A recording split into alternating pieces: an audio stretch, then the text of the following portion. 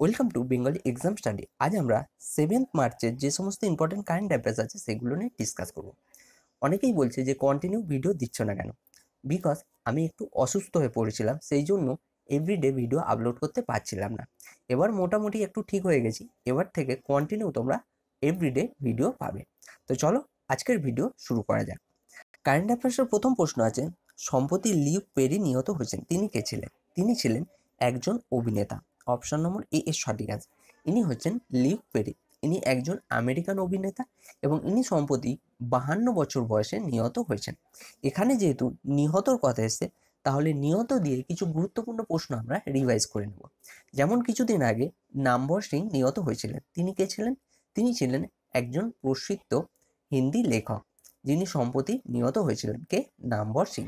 এবং সম্প্রতি প্রসিদ্ধ হিন্দি লেখিকা কে? কৃষ্ণা সোবতিও নিহত হয়েছেন।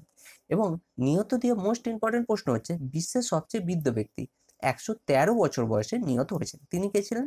মাসাজো নানকো, জাপানের বাসিন্দা। মাসাজো নানকো 113 বছর বয়সে নিহত হয়েছেন। এবং ভারতের বয়স্ক হাতি 88 বছর বয়সে মারা গেছেন। তার নাম কি ছিল? তার নাম ছিল গ্রেনি দর্শায়নী। এই প্রশ্নটা দিয়ে আমরা এতটাই জানতে পারি। সম্প্রতি 15,000 কোটি টাকা জুয়েলারি পার্ক কোথায় নির্মিত হতে চলেছে? এটি নির্মিত হতে চলেছে মুম্বাইতে। অপশন নম্বর বি এর সঠিক অ্যান্সার। মুম্বাইতে এটি নির্মিত হতে চলেছে এবং এটি ভারতের প্রথম জুয়েলারি পার্ক, যেটি নির্মিত হতে চলেছে মুম্বাইতে। এবং এই জুয়েলারি পার্কের ভিত কে রেখেছেন? এটির ভিত রেখেছেন union minister for commerce and civil aviation Suresh প্রভু এটির ভিত রেখেছেন। চলো নেক্সট। সম্প্রতি আজাদি কা দিওয়ানা নামক সংগ্রহালয়ের উদ্ঘাটন কোথায় করা হয়েছে? এটির উদ্ঘাটন করা হয়েছে নতুন দিল্লিতে। অপশন নম্বর এ এর সঠিক অ্যান্সার। এটির উদ্ঘাটন নতুন দিল্লির লালকেল্লাতে এটির উদ্ঘাটন করা হয়েছে। কেন এটির উদ্ঘাটন করা হয়েছে? কারণ হচ্ছে স্বতন্ত্র ভারত যেদিন স্বাধীন হয়েছিল সেদিন থেকে আজ পর্যন্ত যত শহীদ হয়েছেন তাদের সম্মানে এই সংগ্রহালয়ের উদ্ঘাটন করা হয়েছে এবং এটির উদ্ঘাটন করা হয়েছে নতুন দিল্লিতে। এবং এটির উদ্ঘাটন কে করেছেন? এটির উদ্ঘাটন করেছেন বর্তমান সংস্কৃতি মন্ত্রী মহেশ শর্মা এটির উদ্ঘাটন করেছেন। এবং এটি তৈরি কে করেছেন? এটি তৈরি করেছেন আর্কিওলজিক্যাল সার্ভে অফ ইন্ডিয়া, এটি তৈরি করেছেন। নেক্সট প্রশ্ন আছে, সম্প্রতি মেক্সিকো ওপেন পুরস্কার কে জিতেছেন? এটি জিতেছেন নিক কিরগিউস। অপশন নম্বর সি এর সঠিক অ্যান্সার।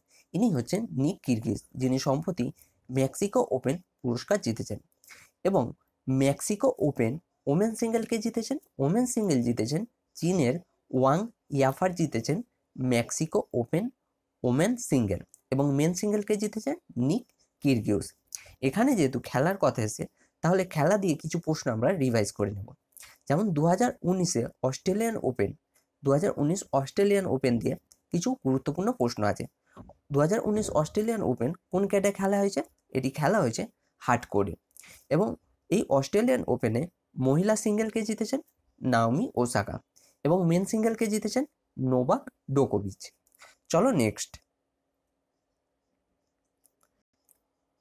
সম্প্রতি স্কুল ছাত্রদের জন্য যুবা বিজ্ঞান কার্যক্রম কে লঞ্চ করেছে? এটি লঞ্চ করেছেন ইসরো। অপশন নম্বর বি এর সঠিক অ্যান্সার। ইসরো এটি লঞ্চ করেছেন।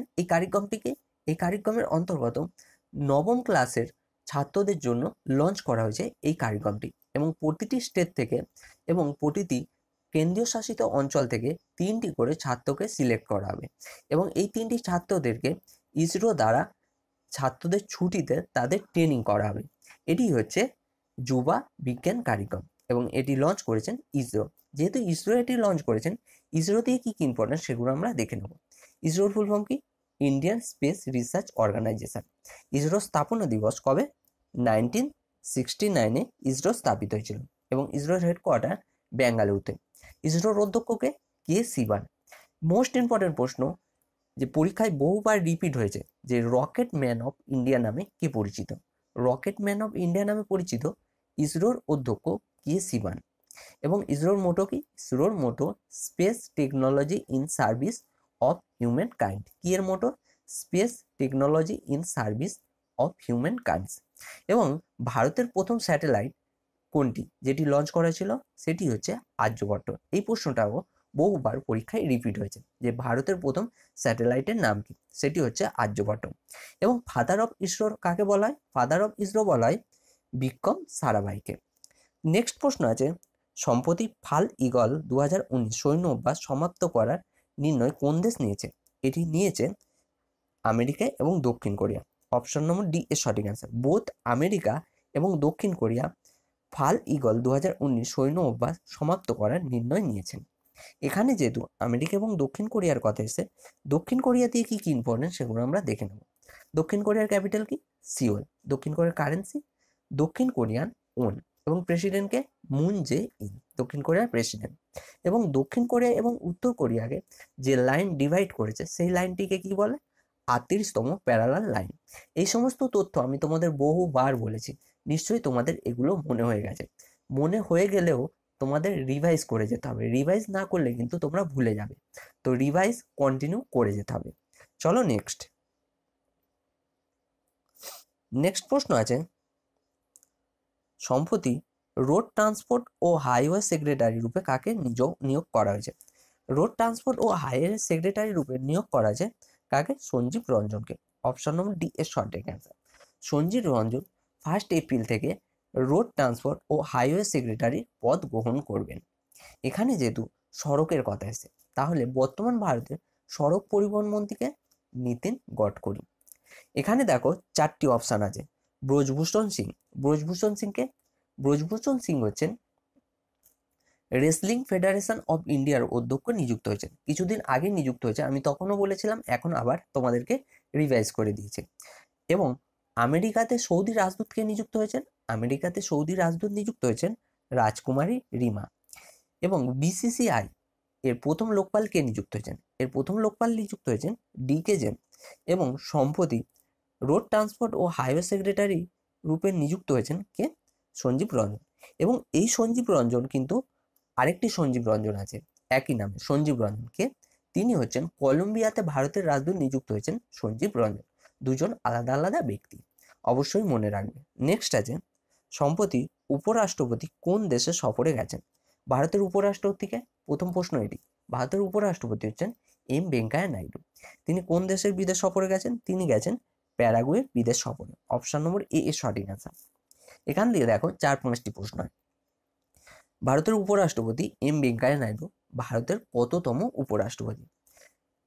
ভারতের উপরাষ্ট্রপতি এম ভেঙ্কাইয়া নাইডু ব্যক্তি হিসাবে ভারতের 13তম উপরাষ্ট্রপতি এবং কার্যকাল হিসাবে ভারতের 15তম উপরাষ্ট্রপতি। এবার যেহেতু তিনি প্যারাগুয়ে সফরে গেছে, প্যারাগুয়েতে কি কি ইম্পর্টেন্ট? প্যারাগুয়ের ক্যাপিটাল কি? আসুনসিয়ন প্যারাগুয়ের ক্যাপিটাল। কি এর ক্যাপিটাল? আসুনসিয়ন। প্যারাগুয়ের কারেন্সি প্যারাগুয়েন গুয়ারানি। প্যারাগুয়ের প্রেসিডেন্টকে? মারিও আবদে বিনটেক এর প্রেসিডেন্ট। এই প্রশ্নটা দিয়ে আমরা এতটাই জানতে পারি। চলো নেক্সট প্রশ্ন আছে, সম্প্রতি গ্লোবাল এয়ার পলিউশন 2018 রিপোর্ট অনুসারে সবচেয়ে দূষিত শহর কোনটি? এই রিপোর্ট অনুসারে সবচেয়ে দূষিত শহর হচ্ছে গুরুগ্রাম। অপশন নম্বর বি এর সঠিক অ্যান্সার।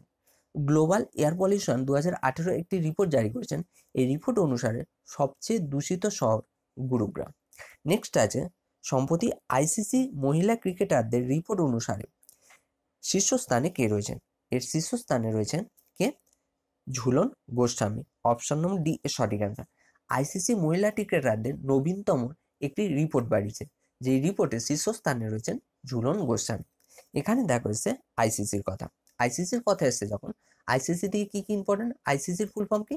ইন্টারন্যাশনাল ক্রিকেট কাউন্সিল, যেটি স্থাপিত হয়েছিল 1909 সালে। ICC স্থাপিত হয়েছিল এবং এর হেডকোয়ার্টার কোথায়? এর হেডকোয়ার্টার দুবাইতে অবস্থিত। এবং ICCর চেয়ারম্যানকে? শশাঙ্ক মনোহর ICC চেয়ারম্যান। এবং ICC CEO ডেভ রিচার্ডসন। এবং 2019-এ ওয়ার্ল্ড কাপের পর ICC CEO Dave Richardson retire হয়ে যাবে এবং তারপর নতুন CEO হবেন কে? মনু সাহানি। চলো নেক্সট প্রশ্ন আছে, সম্প্রতি NARSS এর রিপোর্ট অনুসারে ভারতের কত শতাংশ শৌচালয় ব্যবহৃত হয়? ভারতে টোটাল 96% শৌচালয় ব্যবহৃত হয় এবং এই রিপোর্টটিকে জারি করেছেন NARSS। অপশন নম্বর সি এর সঠিক অ্যান্সার। এখানে দেখা হচ্ছে NARSS এর ফুল ফর্ম কি? এর ফুল ফর্ম হচ্ছে national annual rural sanitation survey. কি এর full form? National annual rural sanitation survey. Next আছে সম্প্রতি ভগবান মহাবীর অহিংসা পুরস্কারে কাকে সম্মানিত করা হবে? এই সম্মানে সম্মানিত করা হবে অভিনন্দন বর্তমানকে। অপশন নম্বর বি এর সঠিক অ্যান্সার। তোমরা নিশ্চয়ই সবাই অভিনন্দন বর্তমানকে চেনো এবং এই প্রথমবার ভগবান মহাবীর অহিংসা পুরস্কারে সম্মানিত করা হবে অভিনন্দন বর্তমানকে। এখানে যেহেতু সম্মানের কথা এসেছে, তাহলে সম্প্রতি গান্ধী শান্তি পুরস্কার কে প্রদান করেছিল? সেটি প্রদান করেছিল রামনাথ কোবিন্দ, বর্তমান ভারতের রাষ্ট্রপতি। এই প্রশ্নটা থেকে আমরা এতটাই জানতে পারি। চলো নেক্সট আছে তোমাদের জন্য লাস্ট ভিডিওর কোশ্চেন আনসার। লাস্ট ভিডিওর প্রশ্ন ছিল সম্প্রতি WFI এর অধ্যক্ষ কাকে নিযুক্ত করা হয়েছে? এর অধ্যক্ষ নিযুক্ত করা হয়েছে ব্রজভূষণ সিংকে। অপশন নম্বর ডি এর সঠিক অ্যান্সার। যে সব স্টুডেন্টরা অ্যান্সার দিয়েছো তারা সবাই সঠিক অ্যান্সার দিয়েছো। তোমাদের বারবার বলছি তোমরা ডিটেলসে অ্যান্সার দাও। ডিটেলসে অ্যান্সার দিলে খুবই ভালো, তোমাদের ক্ষেত্রে তোমাদের রিভাইজ হয়ে যাবে এবং ভালোভাবে সেটি মনেও থাকবে। এবার আমরা দেখে নেব কোশ্চেন অফ দি ডে কি প্রশ্ন আছে। কোশ্চেন অফ দি ডে প্রশ্ন আছে সম্প্রতি কোন রাজ্য রাইস নলেজ ব্যাংক শুরু করেছে? যেটি সঠিক অ্যান্সার হবে সেটি তোমরা কমেন্ট বক্সে জানিও। আর ভিডিওটি ভালো লাগলে নিচে লাইক বাটন আছে, লাইক করো, এবং শেয়ার বাটন আছে, অবশ্যই শেয়ার করো। এবং তোমরা যদি আমাদের চ্যানেলে নতুন হয়ে থাকো, নিচে দেখো লাল মতো সাবস্ক্রাইব বাটন আছে, সাবস্ক্রাইব করে নিও এবং লেটেস্ট ভিডিওর আপডেট পাওয়ার জন্য পাশে থাকা বেল আইকনটিতে অবশ্যই ক্লিক করে দিও। আমি চেষ্টা করছি কন্টিনিউ ভিডিও আপলোড করার। আমার শরীর একটু অসুস্থ আছে, কিন্তু আমি চেষ্টা করছি তোমাদের জন্য কন্টিনিউ এভরিডে ডেইলি মর্নিংয়ে ভিডিও আপলোড করা। তো আজকের মতো এই পর্যন্তই, আবার কালকে দেখা হবে। ধন্যবাদ।